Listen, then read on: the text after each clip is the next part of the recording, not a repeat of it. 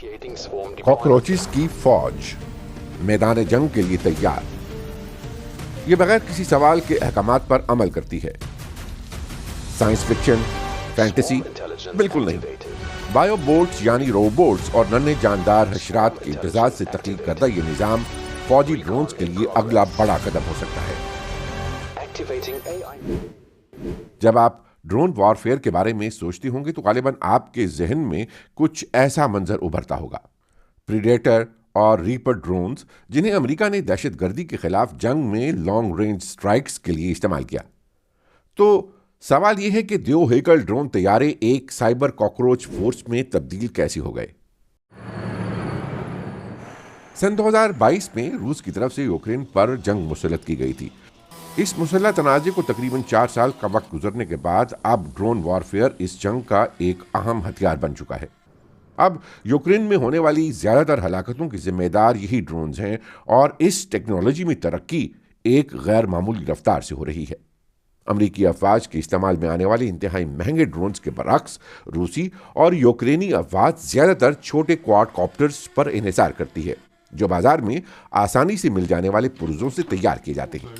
جب انہیں نگرانی کے لیے استعمال کیا جاتا ہے تو یہ شوقیہ ڈرونز سے زیادہ مختلف نظر نہیں آتے، لیکن جیسے ہی ان پر بم نصب کیا جاتا ہے یہ مہلک ہتھیار بن جاتے ہیں. کامیکازی ڈرونز بھی اس جنگ میں ایک اہم کردار ادا کر رہے ہیں. روس اکثر ایک ہی حملے میں ان کی سینکڑوں تعداد استعمال کرتا ہے. یوکرین کے لیے کامیکازی آبی ڈرونز روس کے بحیرہ اسود کے بیڑے اور تیل بردار جہازوں پر حملوں میں نہایت اہم ثابت ہوئے. کہا جا سکتا ہے کہ عالمی سطح پر ایک نئی بین الاقوامی ڈرون دوڑ شروع ہو چکی ہے اور یہ دن بدن مزید جدید ہوتی جا رہی ہے. مصنوعی ذہانت اس تناظر میں فیصلہ کن تبدیلی ثابت ہو رہی ہے. نگرانی کرنے والے بہت سے ڈرونز پہلے ہی مکمل طور پر خودکار طریقے سے کام کر سکتے ہیں، جبکہ زیادہ تر مہلک ڈرونز اب بھی کسی انسانی آپریٹر پر انحصار کرتے ہیں جو اے آئی کے منتخب کردہ ہدف کی تصدیق کرتا ہے.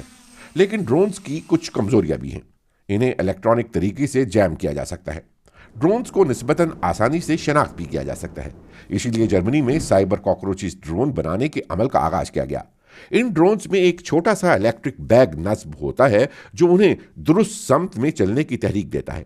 اس کے علاوہ یہ مکمل طور پر نامیاتی ہیں جس کی وجہ سے ان کی شناخت کرنا تقریباً ناممکن ہو جاتا ہے.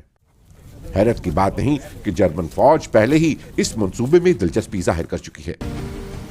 فی الحال اس کمپنی کی توجہ نگرانی اور امدادی مشنوں پر مرکوز ہے، لیکن مستقبل میں یہ سائبر کاکروچز دھماکہ خیز مواد بھی لے جا سکیں گے. Recon in progress. Activating AI.